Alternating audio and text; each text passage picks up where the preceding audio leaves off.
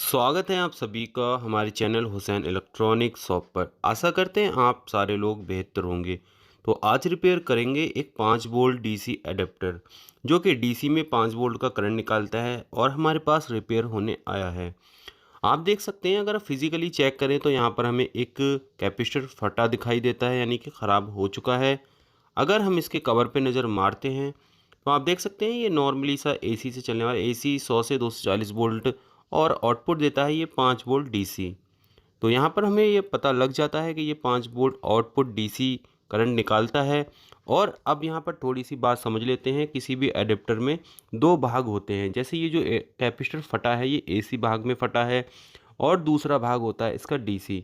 तो दूसरे भाग और पहले भाग को हम किस तरीके से जज करेंगे, पीछे की ओर अगर नज़र मारते हैं या हम आगे की ओर भी नज़र मारेंगे तो दोनों तरफ से हमें दो भाग दिखाई देते हैं। एक भाग होता है प्राइमरी तो दूसरा होता है सेकेंडरी। अगर हम इस तरीके से जज करें, हम जो आपको बता रहे हैं ये दो भाग, और नीचे से नज़र मारते हैं तो यहाँ पर हमें दो भाग दिखाई देते हैं ये वाले, ठीक है। पहले वाले को बोलते हैं प्राइमरी, दूसरे वाले को बोलते हैं सेकेंडरी। प्राइमरी होता है लाइट का, सेकेंडरी होता है डीसी यानी कि बैटरी वाला करंट, ठीक है। तो इसमें दिक्कत कहाँ पर है, दिक्कत कैसे पता करेंगे? तो ये जो पॉइंट दिख रहे हैं ये एसी हैं, ठीक है। एसी ये रेजिस्टेंस के थ्रू, यहाँ पर एक रेजिस्टेंस है, उसके थ्रू यहाँ पर रेक्टिफायर में करंट जाता है, उसके बाद ये कैपेसिटर लगा होता है। अब ये कैपेसिटर ये फट चुका है, इसका कवर भी गुम चुका है, ठीक है। तो ये हमारे प्राइमरी सेक्शन की बात हो रही है। प्राइमरी सेक्शन का जो कैपेसिटर है वो फट गया है, उसका कवर भी गुम हो गया है, ठीक है, ये वाला। तो अब कैसे पता करेंगे कि इस प्राइमरी सेक्शन का जो कैपेसिटर था वो कौन सा था? तो इजी ट्रिक बताते हैं आपको, बहुत ही इजी ट्रिक। ये 5 वोल्ट का एडेप्टर है। इसके मदर यानी कि इसके मदरबोर्ड सप्लाई पर भी लिख रखा है कंपनी ने 5 वोल्ट का है, ठीक है। तो कैसे पता करेंगे कौन सी वैल्यू थी? यहाँ पर आपको बहुत बारीकी से समझाने वाले हैं। वैल्यू समझने का बहुत सिंपल सा यहाँ पर एक तरीका है। जो ये डीसी वाला कैपेसिटर लगा है ये वाला, ठीक है, आप थोड़ा सा पास से देखें, इस पे वैल्यू लिखी है 470 यूएफ 10 वोल्ट, ठीक है। तो 10 वोल्ट का मतलब है ये 5 वोल्ट डीसी करंट निकालता है, ठीक है। अब हमें इसका उल्टा कर देना है। उल्टा कर देंगे, 4.7 इसकी वैल्यू रख देंगे और वोल्ट रख देंगे इसके 450, ठीक है। क्यों 450? क्योंकि ये प्राइमरी सेक्शन है, लाइट का सेक्शन है, ठीक है। यहाँ पर 4.7 450 वोल्ट का एक S M P S D D free की सप्लाई है, उसमें भी लगा है। तो ये अब कैसे पता लगेगा कि ये 4.7 की वैल्यू हमारे अडेप्टर के लिए ठीक है? तो इसके लिए आपको क्या करना है, अपनी जो आप चीज़ यूज़ करते हो, आप देख सकते हो 4.7 450 वोल्ट का कैपेसिटर है। अब आपको कैसे पता लगेगा कि इसकी वैल्यू ठीक है? तो वैल्यू ठीक करने के लिए आप ये देखो कि आप कितनी भारी चीज़ इस एडेप्टर से यूज़ करते हो, उसके हिसाब से आप इसमें कैपेसिटर इंस्टॉल कर सकते हो। जैसे ये जो एडेप्टर है ये एक सेविंग ट्रिमर ट्रिमर जो आता है, सेविंग मशीन जो आती है उसको चार्ज करने का है, उसको चार्ज करता है। तो उसका वाट का समथिंग रहता होगा, मुश्किल से 5 या 10 के बीच में। तो ये वाट के हिसाब से आप वैल्यू लगा सकते हो कि इस कैपेसिटर पे कितना लोड पड़ेगा, ठीक है। और बोल्ट जो होते हैं वो 450 या 500 बोल्ट का आप लगा सकते हो, क्योंकि ये प्राइमरी एसी सेक्शन है।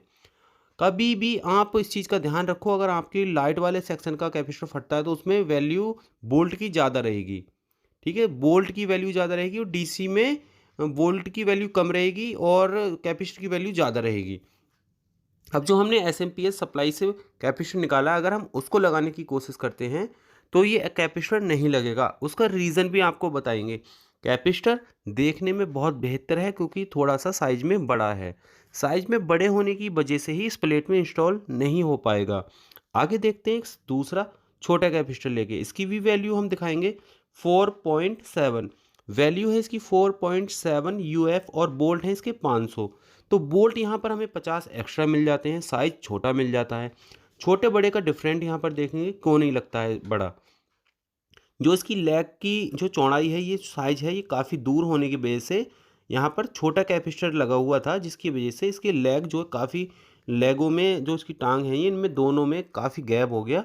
गैप के वजह से ये कैपेसिटर फिट नहीं हो पाएगा। और ये छोटा वाला जो है इसकी लेग पास पास होने की वजह से ये आराम से यहाँ पर इंस्टॉल हो जाएगा। तो कभी कभी इंसान ये सोचता है हम बड़ा कैपेसिटर लगा देते हैं, ठीक है। तो बड़े की जगह पर आप जो उसमें फिट आएगा वही कैपेसिटर इंस्टॉल करें। तो यहाँ पर आप बहुत अच्छे से ये समझ गए होंगे कि हमें किस तरीके से, अगर कैपेसिटर का कवर फटा हुआ है और आपको मालूम नहीं है कि कौन सा कैपेसिटर यहाँ था, तो आप बोल्ट के हिसाब से आप जज कर सकते हो। अगर डीसी सेक्शन में ख़राब होता है तब आप बोल्ट को मेजर करके, यानी कि कितने वोल्ट पे ये लगा हुआ था, उसको आप लगा सकते हो, वैल्यू को समझ सकते हो। अगर एसी सेक्शन में फटा है तो एसी सेक्शन का जो भी कैपेसिटर होता है वो 450 वोल्ट का ही होता है। तो आप देख सकते हैं यहाँ पर कैपेसिटर हमने इंस्टॉल कर दिया है। कैपेसिटर इंस्टॉल बहुत अच्छे तरीके से, साफ़ सुथरे तरीके से किया है। अब इसको सबसे पहले हम इसको कवर में लगाकर इसके बंद करेंगे। बंद करके इसकी वैल्यू, यानी कि जो आउटपुट के बोल्ट हैं वो चेक करेंगे, क्योंकि यहाँ पर कोई भी अदर जो है पुर्जा जो है कंपोनेंट्स फटा नहीं दिख रहा है, यानी कि ख़राब भी नहीं लग रहा है। ठीक है, देखने में फिजिकली अच्छे से चेक किया है, सिर्फ कैपेसिटर ही यहाँ पर हमें ख़राब लग रहा था। तो अब इसके कवर को इस पर लगा देते हैं, यानी कि अच्छे से इसको बंद कर देते हैं। ठीक, अब सीधे सीधे इसको एसी बोल्ट देकर और इसकी वैल्यू चेक करेंगे, यानी कि जो इसमें करंट जो निकलता है इसकी पिन में, प्लस और माइनस यहाँ दे रखा है, मेंशन कर दिया कंपनी ने। हम इसका माइनस प्लस चेक करेंगे अपने डिजिटल मल्टीमीटर के जरिए से। तो यहाँ पर हमने एसी दे दिया है और दोनों तरफ से हम चेक करेंगे, कहीं भी यहाँ बोल्ट दिखाई नहीं दे रहे हैं। बोल्ट क्यों दिखाई नहीं दे रहे हैं, इसका मतलब ये हो सकता है कोई ना कोई कंपोनेंट्स अभी ख़राब हो। तो चार्जर को लाइट से हटाने के बाद यहाँ पर कैपेसिटर की जो दोनों लैग होती हैं उनको शॉर्ट कर लेना, क्योंकि कभी कभी कैपेसिटर में करंट रह जाता है। अब क्या करेंगे, हम अपने मीटर को कंटिन्यूटी मोड को, बीप मोड को ऑन करके सबसे पहले रेक्टिफायर चेक करेंगे। रेक्टिफायर का मतलब होता है डाइगोड चारों। ठीक है, और यहाँ पर भी ये जो डाइगोड लगा है डीसी वाले में, उसमें भी चेक कर लेंगे। अब हमें एक नज़र आती है रेजिस्टेंस, ये वाली जो एसी से लगी है, एक फ्यूज का काम करती है। तो हमें ये रेजिस्टेंस जब हमने चेक किया तो हमें ख़राब महसूस हुई, तो इस रेजिस्टेंस को तुरंत के तुरंत चेंज कर देना है। ये एक फ्यूज़ का काम करती है। जब लाइट ओवर आती है, यानी बहुत ज़्यादा लाइट आती है, तो रेजिस्टेंस शॉर्ट हो जाती है। देखने में ये रेजिस्टेंस शॉर्ट नहीं लग रही थी, बट चेकिंग में ये रेजिस्टेंस शॉर्ट दिखाई दी है। अब इस रेजिस्टेंस को लगाकर आराम से तसल्ली पूर्वक दोबारा से इसे चेक करेंगे और देखेंगे कि जो ख़राबी हमारी थी वो ठीक हुई है या नहीं हुई है। वीडियो थोड़ा तेज़ कर दी है, इसलिए तेज़ कर दी, वीडियो ज़्यादा लंबी ना हो। हम वीडियो छोटी से छोटी बनाने की कोशिश करते हैं, बट जानकारी आपको देने की कोशिश में वीडियो हमारी थोड़ी लंबी हो जाती है। तो यहाँ पर हमने रेजिस्टेंस को चेंज कर दिया है और अब देखेंगे कि यहाँ पर हमारा एडेप्टर कंप्लीट हुआ है या नहीं। तो एसी बोर्ड में इसको दोबारा से लगा दिया है, मीटर को कर लेते हैं डीसी बोर्ड पर सेट।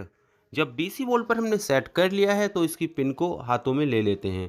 ठीक है, अब आउटपुट के वोल्टेज प्रॉपर चेक करेंगे। यहाँ पर प्लस में प्लस लगा देते हैं, माइनस में माइनस। तो अब हमें लगता है हमारा चार्जर एडेप्टर पूरी तरीके से ठीक है। यहाँ पर 5.7 वोल्ट शो होने लगे हैं, तो 5 वोल्ट प्रॉपर यहाँ हमारा एडेप्टर निकालने लगा है। दोनों तरफ से चेक करेंगे, यहाँ पर माइनस के 5 वोल्ट दिखा रहा है, यानी कि हमारा एडेप्टर अब मुकम्मल तौर पर पूरे तरीके से चलने के लिए तैयार हो गया है। तो ये जानकारी आपको कैसी लगी, वीडियो को लाइक करके, शेयर करके, कमेंट करके ज़रूर बताना। हमारे चैनल की या हमारी हमेशा से कोशिश रहती है आपको एक अच्छी नॉलेज हम दें अपने ज़रिए से, अपनी वीडियो के ज़रिए से आपको कुछ नया सिखाएं हमेशा। तो प्लीज़ इस वीडियो को लाइक करना, कैसी वीडियो है कमेंट करके बताना और चैनल को सब्सक्राइब करना। अब मिलते हैं नेक्स्ट वीडियो।